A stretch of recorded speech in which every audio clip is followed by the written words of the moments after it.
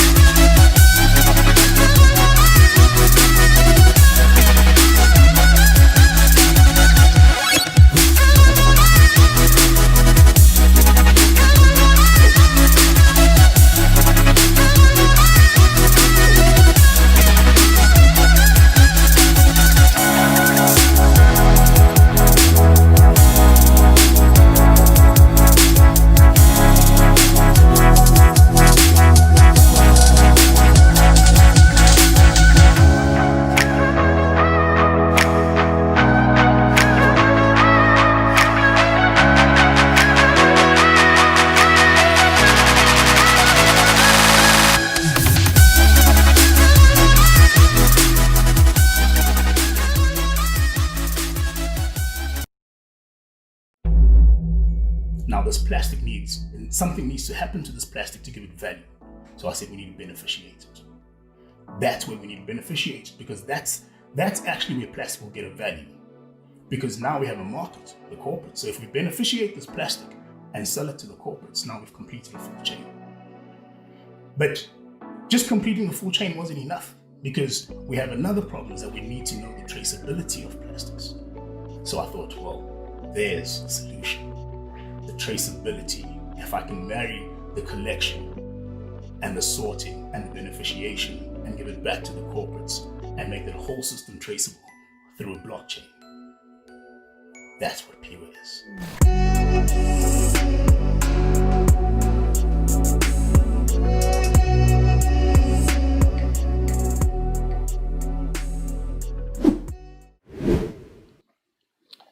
You know, a picture speaks 1,000 words. I wanted to demonstrate today was that now that we have a digital payment method available, people like Zach, who is an entrepreneur, a maven, who has what it takes to bring about the kind of economy that we're looking for. You now have someone like that who is empowered to launch his innovative business. Because at the core of so much of what you do, is the ability to be able to collect money and pay. So if we don't have a system that can bring waste pickers, and turn that industry into a profession, then we haven't achieved the objective of financial inclusion. If we're not addressing waste at the level of the household, then how serious are we about a sustainable economy? With Zach's product, people will be able to scan their waste, be able to sell it, be able to monetize the value of that information to get rebates and discounts and special offers. So all of these things are now possible because we've got digital money. So what we're going to be focusing on now for us is what you see in the App Store is the FORUS basic wallet. What that is really something equivalent to the wallet in your pocket where you keep your notes. Does nothing fancy, it keeps your money securely, and it's easy and quick to get to. What we have now is a tool that everybody can download and very quickly replace functionally cash. So that's the objective of the FORUS wallet. But in reality, the benefit of it is not to have a wallet that's got 1 million plugins. It's to have apps that are specific to the needs of the customer. So if you are someone who is picking through waste to recycle, you have certain needs. You need to know the price. You need to be able to weigh what you have. You need to know that your customers have stuff that needs to be collected. And payments need to be integrated into that. So I've always called it embedded banking. So now that we have this digital platform, we can unleash these kinds of projects. So we need to, as mavens, as people who are involved in this project who are now taking it out to these 18 markets, we need to understand that what we're offering is a new paradigm. If you go to our website and you see the payoff line there, no fees, no interest, no bank, then that's literally what we're talking about. We're talking about a global franchise. We're starting off with 18 countries where people will literally be able to do banking free of any charges, where they'll be able to borrow money for their businesses free of any interest. And there is no bank involved. It's all digital money, which hopefully is held at the central bank. So on that note, you'll see in the links to this video, links to the sandbox. Many of you know that we submitted an application to the South African regulators for a sandbox project that they're running. We're running our own sandbox project by activating this platform in the various territories because at the moment the FORUS platform is entirely closed. So what do I mean by that? So at the moment, there is no way to put cash into the system. The only way we put cash into the system is by putting equity in. So we're now at the phase where we can capitalize our bank with our first round of equity. And the way that we got this far was through the capital and expertise of Jeremy standing somewhere in the background there, 88 mavens, 81. 81 people contributed $1,000, and we had thousands of people who invested in Mahala tokens when they were 50 cents when we first started trading. That money, for that money, we've issued 4 million tokens out of a total of 180 million that are in issue. So, pardon me, what that means is that we're now at the stage where we're looking for mavens in those 18 countries. We're looking for a minimum of 10 mavens in each country. And you can go to the website, you can go and find out more details about which countries are available. When we have 10 mavens in each one of those countries, we then go to the next phase of the activation in that country, where we will establish a local office and get the operation going in terms of getting the necessary statutory partnerships, approvals, etc. At the end of that process, and after mavens have gone through the process of recruiting customers onto the platform, in each country we'll be licensing the rights to the platform to telcos in each country. So a country would have a mobile app that would power payments, kind of like an M-Pesa type product. And we've been in negotiations in a number of countries around licensing a branded app around telco opportunities. And we're adopting an approach that says once we have signed up the key people in the industries, once we have signed up a certain number of users, at that point it makes sense to have an auction where we'll license off those marketing rights to a mobile operator. We have concluded some transactions for some countries. We're waiting for regulatory approval in a very large African country, and we're waiting for a federal contract to be awarded in another country. So we've got some very large projects that are ready to be activated. Now that we have the blockchain up and running and in place, we're ready to go. So you can see from the image on the screen, we're also now able to offer branded wallets to communities. Where communities of a significant enough size, they may want to have their own wallet that has their own functionality, relationships with their own providers. It might involve video streaming, if it's faith-based, basically your community, your rules. It doesn't matter. At the end of the day, the money all sits in the blockchain. It's all digital currency. It's all central bank equivalent digital currency. So in other words, the money goes from your wallet to the other person's wallet. There's no bank involved.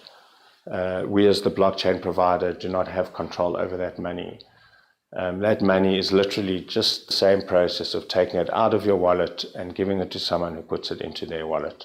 It works just like cash. It has all the same properties, the only difference being that it's digital. And depending what happens with the global central banks, one hopes that it will be regulated the same way as paper money is. And the banks all over the world are busy in that space. We're working with a number of them around the world. We are also involved in a number of projects with other large blockchain companies in the space, and I think that watch the space. I think FORUS is leading the way in how you marry wholesale digital money that central banks issue alongside the retail money, so that you can get customer adoption to bring the real advantages of digital money to the people. So now that we have the product, we also have APIs, and I think this is where we leverage the power of the FORUS block.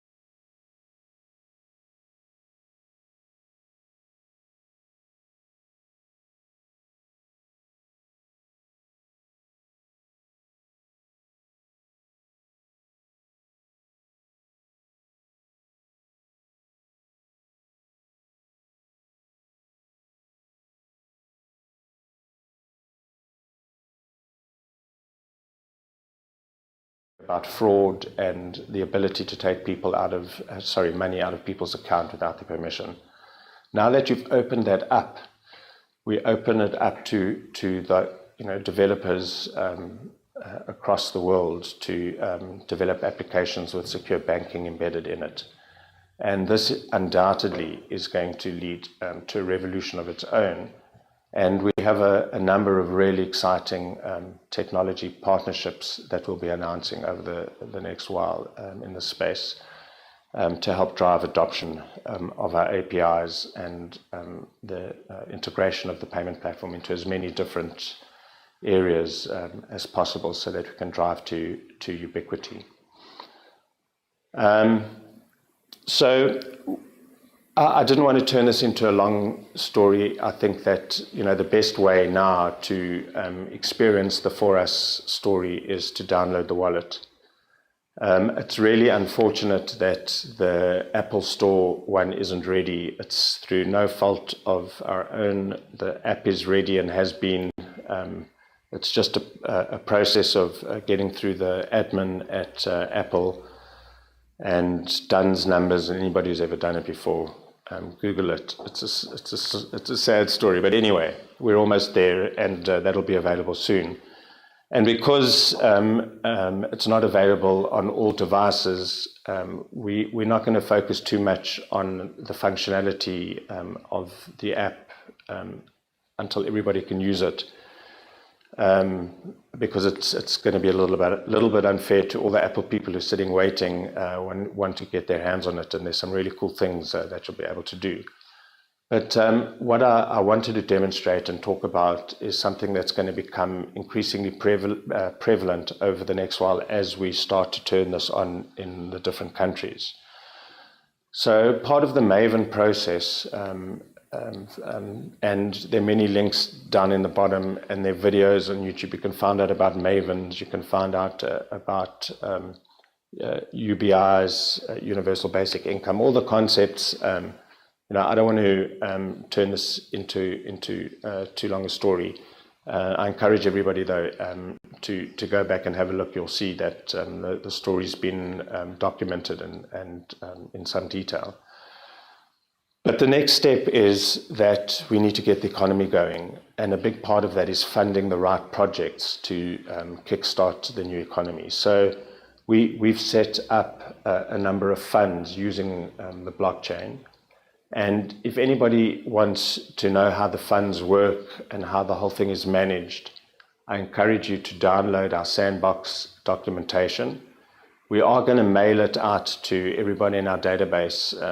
I know not everybody reads their mail. You can go and download it on the websites, but you'll see how we're using blockchain technology to collect and then distribute and manage funds. And we have no doubt that this is the way to kickstart the economy and to put serious money into the right things and to manage those investments optimally. So those are the funds and the type of funds that we'll be setting up. And the Mavens who contribute their $1,000, 75% of that gets allocated into funds which they get to spend. And the way that they get to spend it is by scanning. Clayt, if you can bring up the QR code and we can show people. Well, there we go. So that's my wallet. From hopefully next week, once Apple have got the act together, and it's in the Apple Store as well, people will be able to invest in specific projects. So this is my wallet. You can send me Mahalo coins. I'll invest them for you. But you'd be able to select a fund, select their wallet, and contribute directly. So all of this will be demonstrated over the next couple of weeks as we go to market the various aspects as they come online.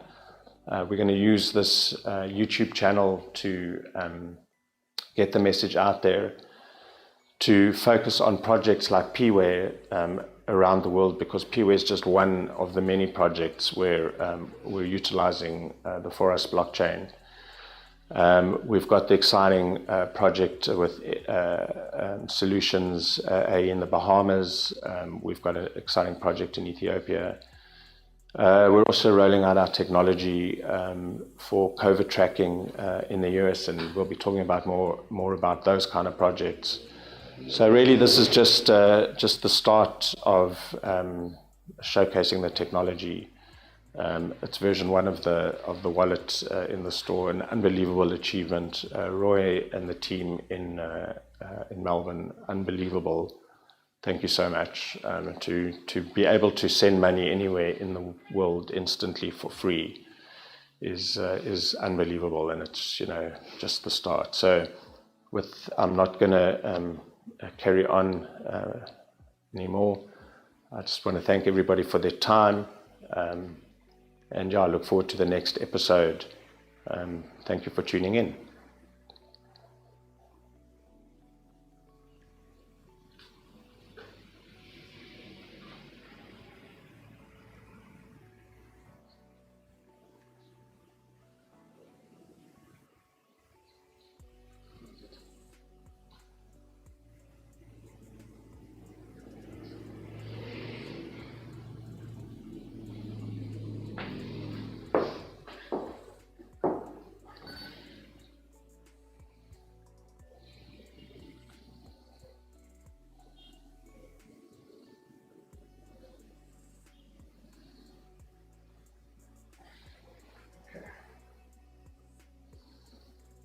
What's it on? Put it back on the website.